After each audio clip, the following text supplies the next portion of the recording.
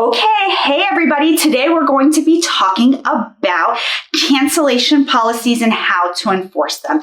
This is another hot topic that comes up all the time and people are constantly knowing, should I do a cancellation fee? How much should it be and when should I enforce it? And so one thing that you're going to want to definitely do is have a cancellation policy in place. I don't think that it really necessarily matters what your cancellation policy is. We'll talk about some options, but the fact is that you have to have that in your paperwork and go over it with clients during the intake. That is what I do. I let them know. So for our practice, we have a 24-hour cancellation policy. And if you don't cancel within 24 hours, we do charge the full rate. I see people charge a flat rate of $25, $50, $100, or people charge the full rate. And so that is completely up to you. You have to decide what works for you and what works for your clients.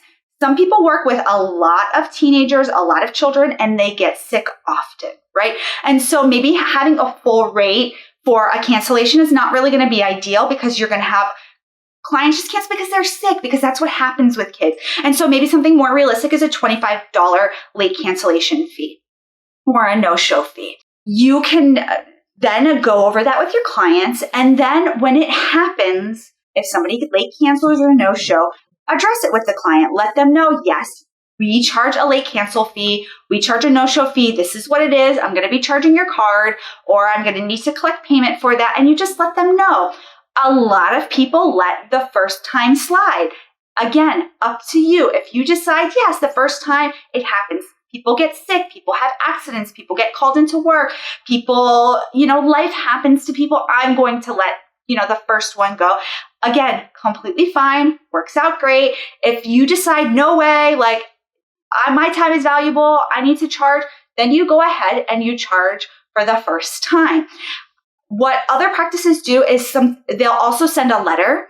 So then that way, if the client tries to charge back the fee, then you have that letter. So you have your initial paperwork that if you need to send it to your credit card processor, you have the initial letter, and then you have the follow-up letter that you said, hi, you missed your appointment on this date. Our policies indicate that we're going to charge you a $50 fee. You will see that charge, within the next 24 hours. Call us to rebook your next appointment.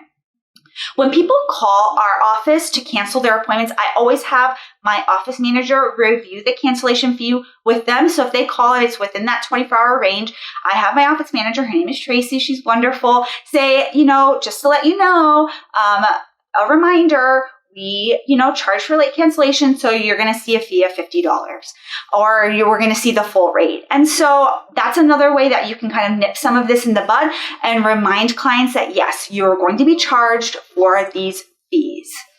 So that is how you can handle late cancellations. Again, if you're trying to reduce late cancellations, you're going to want to work with an electronic health record.